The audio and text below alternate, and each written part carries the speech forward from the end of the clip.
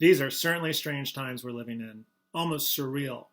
And they're filled with lots of new challenges, but also opportunities for us to pause for a second, to step back, and to think about the work that we're doing and the way that we're working. Given what I do for a living as a storytelling trainer, I've been thinking a lot about communications and the types of communications this unique situation warrant and require. I think about communications when I read the news, when I watch daily briefings, and also when I've been watching the stock market over the last several weeks, often with horror, sometimes with the occasional glimmer of hope. I've been an investor most of my adult life, and for the past 20 years, I've worked with one financial advisor, Ian, in the firm that he's a part of. We meet about 4 or 5 times a year, but for the most part, I keep my head down and keep it focused on the bigger picture in the longer term. That is, until there's a crisis. During market downturns, Ian's firm does a really good job of communicating with me as a client. They send me relevant information and statistics that show you should stay in the market during downturns, ride out the storm, and not sell from fear. But the thing is, I know all that information already.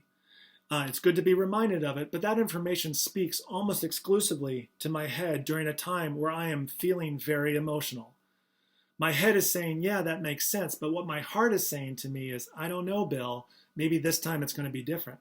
Maybe the markets won't rebound. Maybe you're going to die penniless unless you get out of those markets right now. And that's often in the middle of that panic when Ian will call me. He kind of has a sixth sense for these sorts of things. He'll ask me if I got the latest email and whether I have any questions about the information shared during it. He'll listen to me as I share my own concerns, sympathizing, even commiserating with me. But then what he does is he will often seamlessly slip into a relevant story. It might be a story about his dad, who was a doctor and a regular investor, and how his dad rode through the 1987 crisis and when he wanted to jump ship, but stayed in the market and ended up retiring with a bigger nest egg than he ever imagined. Or often he'll tell me an analogous story about one of the many triathlons that he's run, and about how at the beginning of one triathlon during the swimming portion, which was never his strongest sport, how he would have these setbacks because of a strong current, and he'd start to worry about losing valuable time. But then he would calm himself down by reminding himself he would make up that time once he got on the bike and started cycling or running. And he would keep his mind focused not on the momentary setback, but on the end goal on the finish line.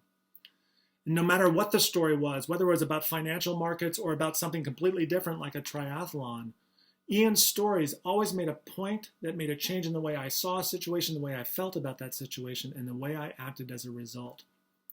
Ian's stories never replaced the information that he and his firm shared with me. They complemented that information. More specifically, his stories would remove the emotional barriers and obstacles getting in the way of me embracing that information and acting on it. So if you work in the financial or investment industries and you've got a nervous client right now, and I have to imagine you might have a few, keep sharing relevant information with them, but think about how you can use stories to connect them to that information, connect them to you and the advice that you're giving them. Charts, statistics, graphs, numbers, they have a wonderful way of enlightening us and informing us, shaping the way we think. But a well-crafted story, a relevant story can shape the way we feel, inspiring us, encouraging us, as in literally giving us the courage to act on the information that you're sharing and the advice that you're giving. Someone once said the shortest distance between two people is a story. So I want you to think about how you can use stories in this unique time to get closer to your clients, to the advice that you're giving them, and setting them on the right path. Good luck with all of this. Please keep washing your hands, and above all else, stay healthy.